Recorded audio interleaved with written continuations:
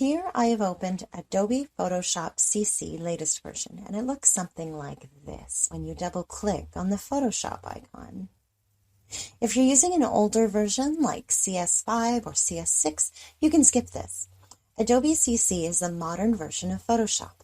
It is more appealing and modern in the sense of looks and tools. This, of course, helps us to complete our work quickly. Okay, let's overview the Photoshop window that opens after double-clicking on the Photoshop icon. Okay, you can see we have a different project list open than I have worked with in past projects. If you're using Photoshop CC for the first time, then a project will not appear. We have here the List View icon. We can view our project in lists, or we can view in thumbnail format. The benefit of these projects appearing here is we don't need to go back in the window and search for where the file was saved. You only need to double click on any file you want to work on and save it where you want. We can also sort files by name, size, and kind here. And just type the file name here in the Filter tab to open it. Okay, next we have CC Creative Cloud files we can open, and we also have the option of Adobe Lightroom. If we have Adobe Lightroom files, we can open them from here. Okay, next we have Create New Document option and Open option. Create New Document means we can open a new document. That is the tab where we can start a new project. We'll talk about that later. First, we'll talk about the Open option.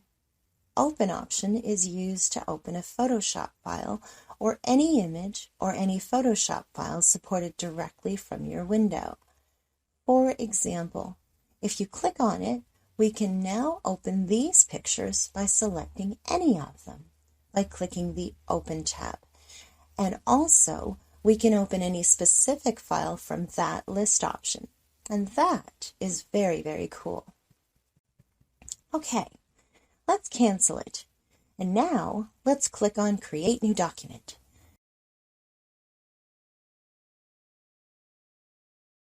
Now we can see we have a lot of options here in the latest version of Adobe CC. And that is a big advantage of this version. We can create documents according to our needs and requirements. For example, if you want to work the project for web, print, mobile, film, video, and photos, we can choose from here easily. Okay, let's do an overview of this window. So now we have a recent option here. If you have worked recently, then the document will appear here, and we can open it, choosing any of them. Okay, next we have saved options. If you have any saved document, we can open it from here. Okay, next we have the Photo tab option. Here we have a default Photoshop document size that is 7 by 5 inches and 300 ppi. ppi means pixels per inches. Photoshop works based on pixels, basically. This defines the quality of the image. For example, if we want high quality, we can use high ppi. And if we want low quality, we can decrease the quality. 300 ppi is mostly used for general printing, like brochures, flyers, and business cards. For the web, we mostly use lower than 300 ppi.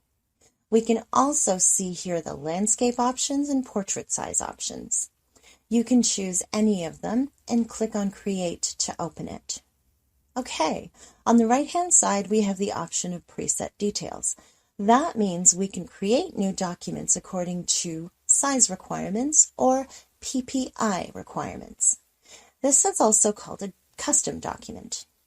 Okay, here is the preset detail. We can put any name on our document here, something like that, for example. And here on this icon, we can save the document. Let's click on it. We can put any name here and save it.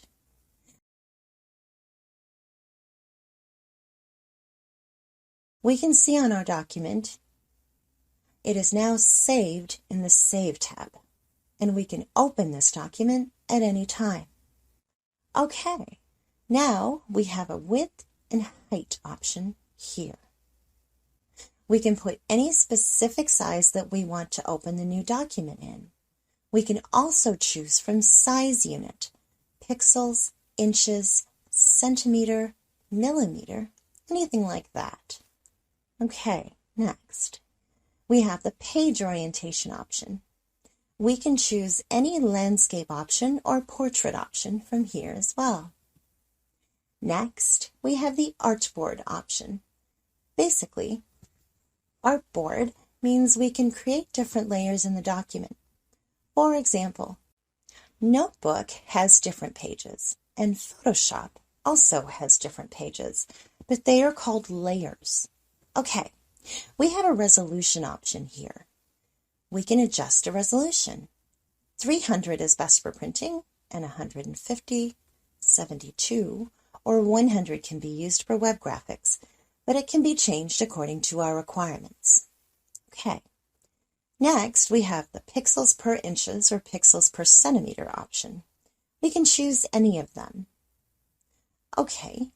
Next, we have the color mode option. We have bitmap option.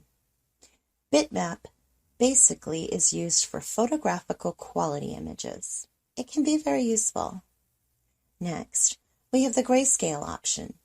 Grayscale will only read black and white images. Any colorful image you will open with this option will be converted into grayscale.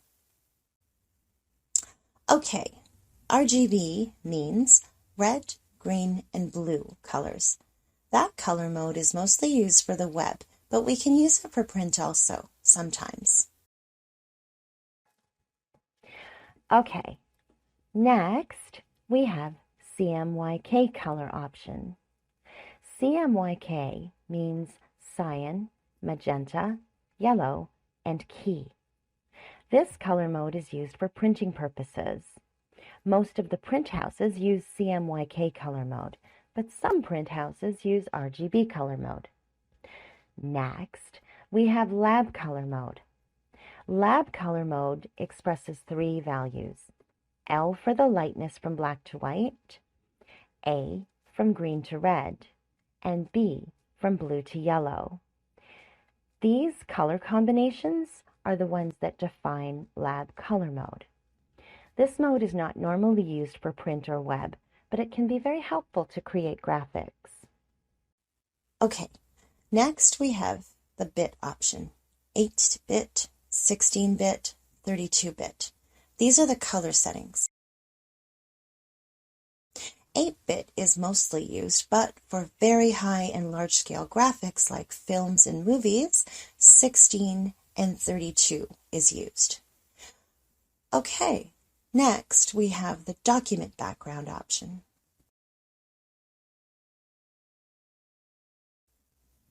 We can change it by clicking on it. And next, we have advanced settings. We can change the color mode option here. My suggestion is RGB 1998, and we will look at the next pixel aspect ratio. Just keep it as default. Okay, next we have a print option, art and illustration option, web, mobile, film, and video options. We can choose any of them. They all have default settings you can customize according to size and pixels.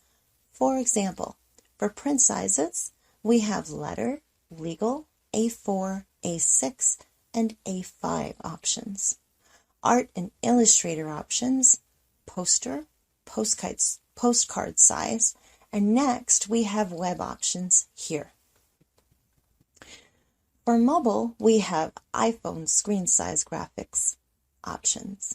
And next we have film and video options. These are all options that are very, very cool. This is the big advantage of Adobe Photoshop CC latest version.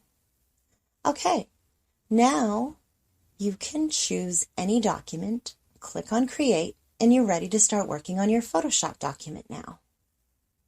Okay, in the next exercise, we will learn step-by-step techniques that will help you start Photoshop for the first time with no experience.